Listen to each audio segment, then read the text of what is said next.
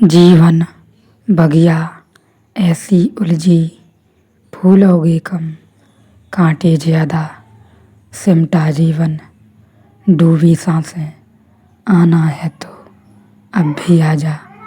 यदि आपने अभी तक अंतिम अध्याय न देखा हो तो अंतिम अध्याय देखें, और यदि आप समझ सकें तो इस अध्याय को देखें। मैंने आपको पहले बताया था कि आप ध्यान की शुरुआत अपने घर से, अपनी दुकान से, या आप जहाँ भी हों वहीं से करें। आपको कहीं भी जाने की कोई ज़रूरत नहीं है। धीरे धीरे शांत बैठना सीखें। केवल बैठें, जैसा भी आपको उचित लगे। एक स्थायी स्थान पर प्रत्येक बार जाकर बैठें। आप जहाँ भी हों, जैसे भी हों, आप लेट सकें लेटें, जैसी आपकी इच्छा हो। आँखों को बंद करके केवल और केवल आप केवल शांत रहें। मन में 1000 तरह के विचार आएंगे, 1000 तरह की परेशानियां मन गढ़ेगा। गढ़ने दें, कोई परेशानी नहीं होने वाली है। खुजली उठेगी पैरों में, उठने दें, कोई बात नहीं है। शुरुआती दिनों में आपके पैर, जिसे हम कहते हैं, सोने की अवस्था में आ जाते हैं, या हम कहें मायूसी पैरों में छा जाती है, जाम से हो जाते हैं। उसकी वजह केवल और केवल खून का रुक जाना हो जाता है। खून की संचारण प्रक्रिया थोड़ी समय बाद रुक जाती है, अधिक समय बैठने के कारण। तो आप जैसा भी उचित समझें, धीरे धीरे अपने भीतर उतरें। धीरे धीरे, बिल्कुल धीमी धीमी गति से। जल्दबाजी कोई आवश्यकता नहीं है, और ना ही भागने दौड़ने की आवश्यकता है। क्योंकि मेरे अनुसार, मेरे अनुभव के अनुसार, दौड़ने भागने से जो अमूल्य है, जो अमृत है, वह विच्छिन्न होता है।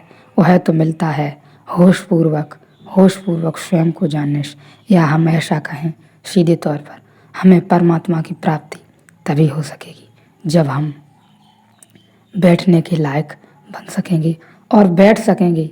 जिस दिन हम अपनी इच्छा के अनुसार, अपनी स्वेच्छा से, अपनी बनाई गई परंपराओं को, अपनी बनाई गई आदतों को, जन्मों जन्मों की दमित वासनाओं को जान लेते हैं आसार की भांति, उसी दिन हम परमात्मा को भी जान लेते हैं।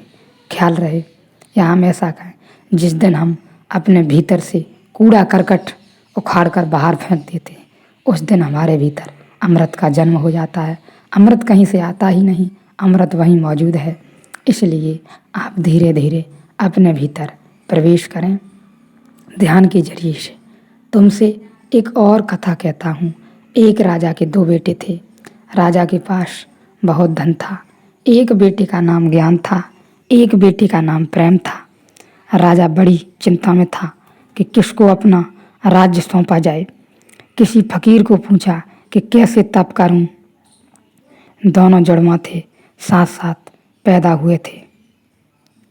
उम्र में कोई बड़ा छोटा न था, नहीं तो उम्र से तय कर लेते। दोनों प्रतिभाशाली थे, दोनों मेधावी थे, दोनों कुशल थे। कैसे तय करें? बाप का मन बड़ा डमाडोल था, कहीं अन्याय न हो जाए। फकीर से पूछा। फकीर ने कहा, यह करो, दोनों बेटों को कह दो कि यही बात निर्णायक होगी।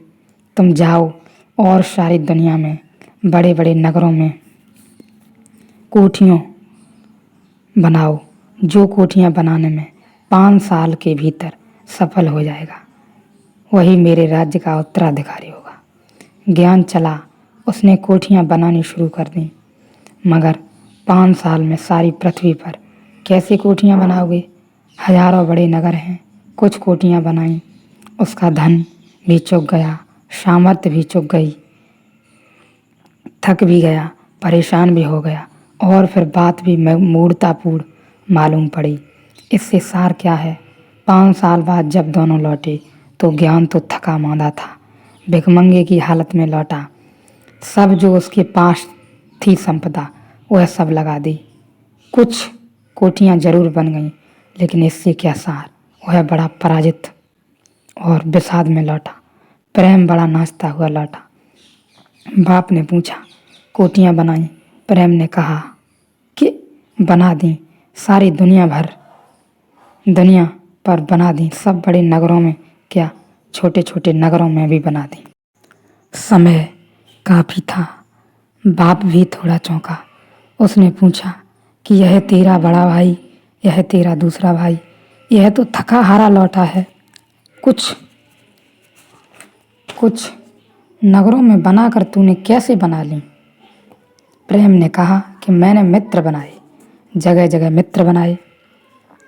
सभी मित्रों की कोठियाँ मेरे लिए खुली हैं। जिस गांव में जाऊं वहीं एक या दो दो तीन तीन कोठियाँ हैं। मकान मैंने नहीं बनाए, मैंने मित्र बनाए। पर आदमी मकान बनाने में लग गया, इसलिए चूक हो गई।